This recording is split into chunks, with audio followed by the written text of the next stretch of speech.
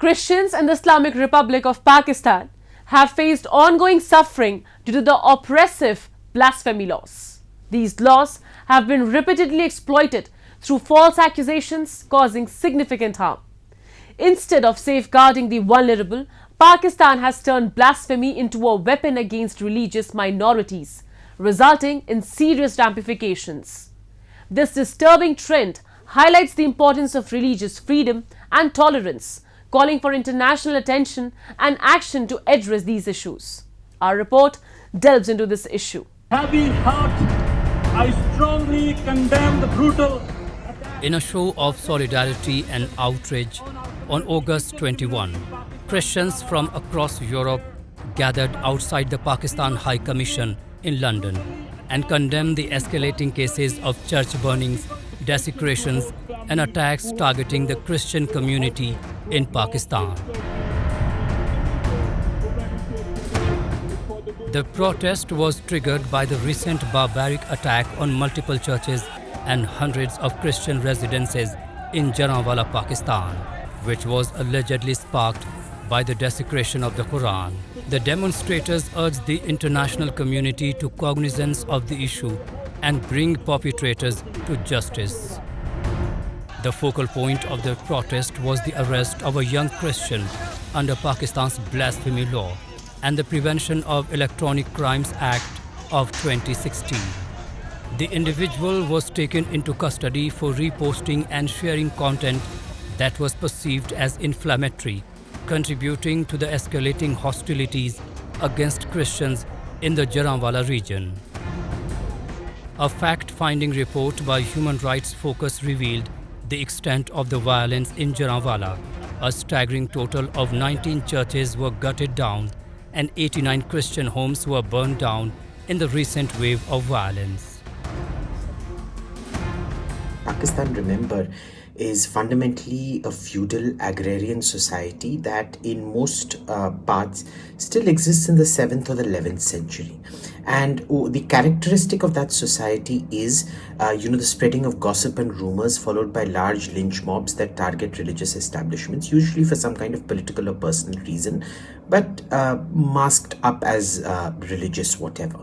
So it's not very surprising what has happened out there.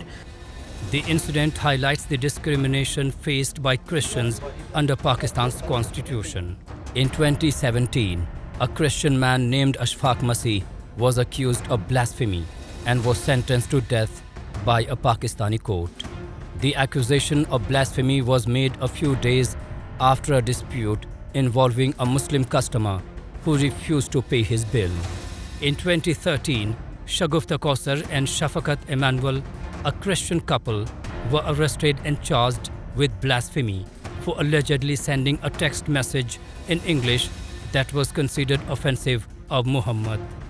Furthermore, there were at least 344 cases of violence against Christians in Pakistan, according to the Human Rights Commission of Pakistan in 2022. This included 10 killings, 138 cases of forced conversions, and 194 cases of blasphemy accusations. This relentless discrimination has resulted in a dwindling Christian population in Pakistan. According to a Pakistan Bureau of Statistics report 2017, Christians now constitute 1.27% of the country's population, down from the earlier 1.59% in 1998. This is not the first time Christian are suffering. This has been happening for a long time now. Christians are suffering with blasphemy law. No Christian will ever desecrate the Quran. These are all blames. Since the partition, Jinnah's two-nation theory is lingering around up till now, because they've been told in school, colleges, in universities that Hindu and Muslim cannot live together.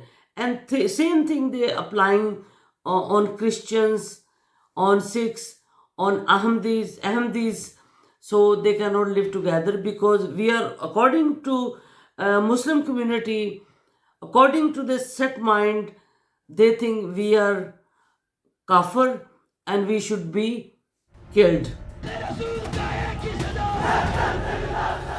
Pakistan's blasphemy laws, introduced in the 1980s, criminalize insults or acts deemed offensive to Islam and can carry severe punishments, including the death penalty.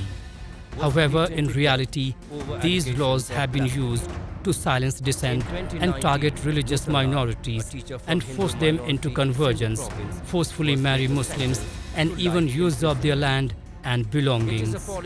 As the protests outside the Pakistan High Commission in London vividly illustrate, the global community's attention is firmly fixed on the plight of Christians in Pakistan. The incident raises urgent questions about the need to reform in Pakistan's legal and social framework to protect the rights and safety of all its citizens, regardless of their religious beliefs.